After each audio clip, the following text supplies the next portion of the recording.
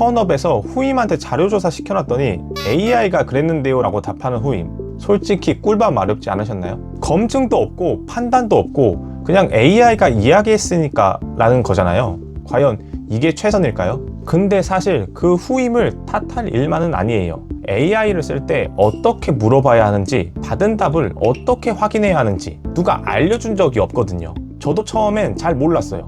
그래서 오늘은 어떻게 해야 꿀밤 맞지 않고 AI를 잘 사용하면서 업무 효율을 올릴 수 있는지, 그리고 저는 개발할 때 어떻게 AI를 활용하는지 그 방법에 대해 한번 이야기해 보려고 해요.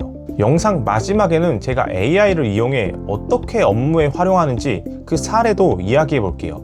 그럼 바로 시작해 볼게요. 초보 때 이런 일을 받을 수 있어요.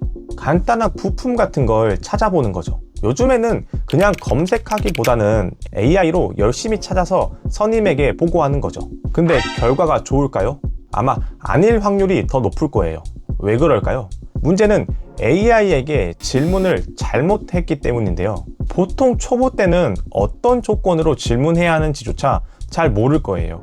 그냥 단편적으로 이런 센서 추천해줘, 이런 모터 추천해줘, 이 정도만 하게 된다는 거죠. 근데 그렇게 질문을 하게 되면 뭔가 애매한 답변을 받을 수밖에 없는 거죠. 그러면 어떻게 물어봐야 하는 걸까요? 예를 들어 볼게요. 제가 예전에 개발에 참여했던 사례 중 야외에서 아주 작고 빠르게 지나가는 물체를 감지하는 장치를 만든 적이 있어요. 총알 같은 걸 감지하는 장치인 거죠. 간단하게 원리를 설명하면 발광부에서 나온 적외선이 수광부로 들어가고 그 사이를 물체가 지나가면서 빛이 가려지면 인식하는 방식이에요. 이게 실내에서 테스트할 땐 잘 동작했어요. 근데 야외로 나가니까 인식이 안 되는 거예요. 원인을 분석해보니 햇빛이 문제였는데요. 햇빛엔 적외선 파장대가 넓게 퍼져 있고 그 빛이 반사돼 수광부로 들어가니까 신호를 구분하지 못하는 거예요. 실내에선 아예 없던 조건이 하나 추가된 거죠. 여기서 중요한 건 이거예요. 부품 하나를 선정할 때도 크기, 속도, 거리, 환경, 비용 이런 여러 가지 조건들을 다 따져봐야 하는데 그 중에 하나라도 빠지면 이렇게 실제로 문제가 터진다는 거죠. 그럼 AI를 쓸 때는 어떨까요? 총알 같은 작은 물체를 감지하는 센서 추천해줘, 이렇게만 물으면 AI는 부족한 정보를 가지고 정말 그럴싸한 답을 만들어내요. 근데 여기가 제일 무서운 지점인데요. AI는 그냥 아주 그럴듯하게 답을 줘요. 근거도 있어 보이고 내용도 너무 그럴싸해서 초보 입장에선 그게 맞는 답인지 아닌지 구분이 안 되는 거예요. 그러면 어떻게 물어봐야 할까요? 감지할 물체의 크기와 속도, 발광부와 수광부 사이의 거리, 그리고 실내에서 동작해야 한다는 조건, 이렇게 확인 가능한 조건은 전부 다 집어넣는 거예요. 결국 질문의 수준이 답의 수준을 결정하는 거예요. 근데 만약 이런 조건들도 잘 모르겠다고 하면 이것마저도 어떤 조건을 고려해야 할지 질문하면 돼요. 단 그 질문을 할 때도 질문의 조건들을 최대한 많이 주면 좋겠죠. 근데 여기서 끝이 아니에요. 답을 받았다고 그게 맞는 답이라는 보장은 없거든요. 저는 이럴 때 그 특정 부품이 우리랑 비슷한 조건에서 실제로 쓰인 사례가 있는지 찾아보는데요. 비슷한 사례가 있으면 적어도 이 방향으로 갔을 때 그 부품으로 인한 실패 확률은 줄어들 거예요. 만약 사례도 없다면 본 설계 전에 그 부분만 따로 테스트해 보는 게 가장 확실하겠죠. 정리하면 이래요. 질문을 할 때는 조건을 최대한 많이 넣은 후 질문을 하고 어떤 방법이 되었던 간에 2차 검증을 한다예요. 이 두 단계만 지켜도 결과물의 퀄리티가 완전히 달라져요. 근데 이건 부품 선정에만 해당하는 이야기는 아니에요. 기술적인 부분을 찾을 때도 마찬가지예요. 최근 방수 관련 설계를 검토해야 할 상황이 있었는데요. 기존 알고 있던 지식으로는 실리콘 같은 가스켓을 써서 밀폐를 해야 한다는 정도만 알고 있었어요. 근데 방수를 할 때 어떤 조건들이 중요하고 각 조건들을 어떻게 적용하는지에 대한 것도 비슷한 방식으로 조사를 했어요.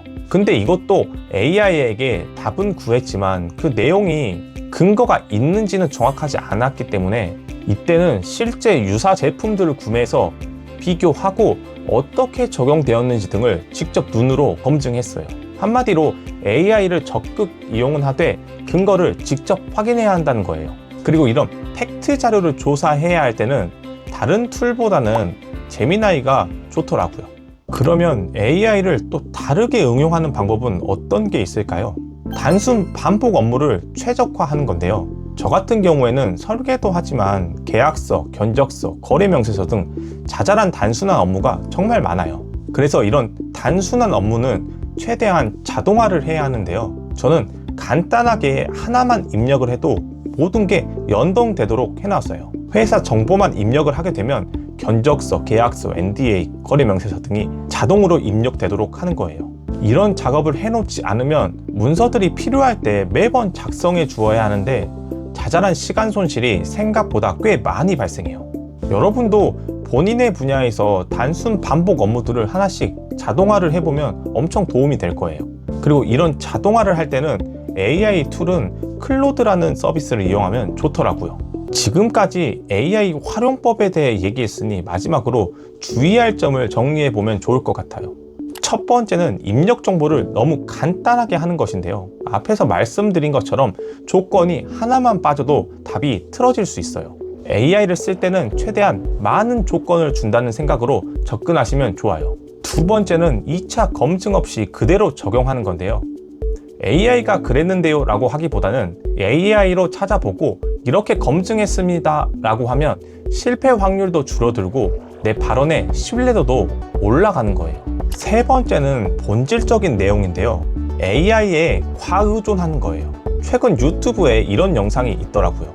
SK그룹의 최태원 회장님이 나오셔서 생각의 외주화라고 표현을 하시더라고요. 영상 잠깐 시청해 보시죠. 첫 번째 제일 인재라고 할 때 힘든 게 AI를 계속 많이 쓰는데요. 쓰는 스킬은 계속 늘어나는데 무엇을 안 하냐면 생각을 안 합니다. 그러니까 문제를 풀라고 생각을 하는 게 아니죠. 그냥 묻는 것만 하면 된다라고 생각하는데 저는 이걸 사고를 하지 않고 이제 사고를 외주화를 하는 거죠. 이건 상당히 문제가 됩니다. 이게 무슨 말이냐면 AI를 많이 쓰면 AI를 잘 쓰게 되겠죠. 그런데 문제는 AI는 잘 쓰는데 AI를 쓰려면 어떻게 써야 하고 어떤 상황에서 어떤 문제를 해결하는지 더 근본적인 문제에 대해 사고하는 능력을 잃어버린다는 거죠. 그래서 저는 AI를 쓰시는 분들이라면 적극적으로 쓰되 최소한 AI를 쓰기 전에 먼저 나라면 어떻게 할까를 생각해 본 다음에 사용하면 어떨까 싶어요. 제가 요즘 AI 시장을 보면서 느끼는 건 우리 주식 시장만큼이나 변동성이 정말 큰 것 같아요. 오늘은 GPT가 좋은데 내일은 제미나이가 좋고 모레는 클로드가 좋고 정말 일반인으로선 AI의 변화를 따라가기 어려운 것 같아요. 또 남들 다 한다고 하는데 나만 안 하고 있나? 이런 포모도 오는 것 같고요. 근데 제가 지금까지 AI를 쓰면서 느낀 건 AI를 쓰고 안 쓰고 해도 엄청난 차이가 있지만 AI를 사용한다고 하더라도 어떻게 쓰느냐가 결과에 엄청난 영향을 준다는 거예요. 이것만 알고 AI를 써도 정말 기본 이상은 달성한다고 생각해요. 저도 사실 유튜브로 AI 공부하다 보면 와, 저런 것까지 한다고? 하는 영상들을 정말 많이 봐요. 근데 그거 보면서 와, 나만 뒤처지고 있나? 이런 불안감이 오더라고요. 하지만 시간은 한정적이고 모든 것을 다 해볼 수는 없으니까 우선 나한테 가장 필요한 게 뭔지를 찾아보고 하나씩 해보는 수밖에 없겠더라고요. 여러분도 혹시 아직 AI를 제대로 써보신 적이 없다면 일단 이렇게 시작해보는 건 어떨까요? 가장 쉬운 것부터 반복적인 업무, 그거 하나 자동화해보는 것부터 시작하는 거죠. 옛말에 시작이 반이다라는 말이 있잖아요. 오늘 그거 하시면 50%는 이미 앞서 가시는 거예요. 그냥 들어가서 단순한 것부터 시작해보세요. 개발이나 설계 관련해서 더 많은 내용이 궁금하신 분들은 카카오톡 커뮤니티 방이 있으니까 들어오셔서 궁금한 것도 물어보시고 설계 정보도 받아가세요. 오늘 영상이 도움되셨다면 구독과 좋아요 부탁드리고요. 저는 다음 영상에 더 좋은 내용으로 돌아오겠습니다. 빌더 로댕이었습니다. 감사합니다.